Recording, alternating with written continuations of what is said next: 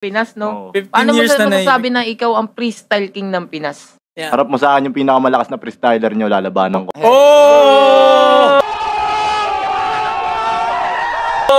Guess what? I-comment nyo.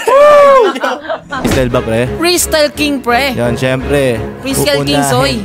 Yeah, Don Ruben Beats Freestyle. ulit. Yeah.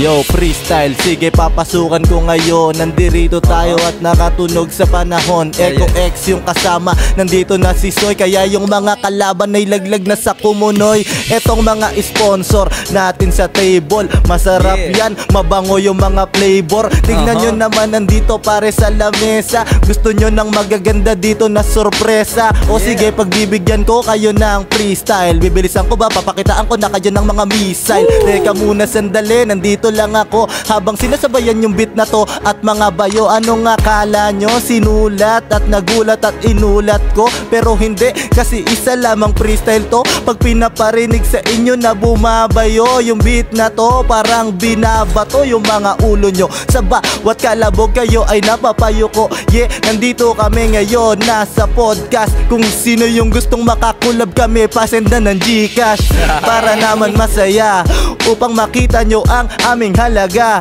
Ang masasabi nga ni J-Nick ay fuck you sa mga nagsabi sa amin wala kaming value. O diba, naintindihan nyo na yun siguro. Hindi ko na kailangan sa inyong pasaulo, kasi kung sino dito yung bobo at tanga, yung mga nangihila siguro pababa.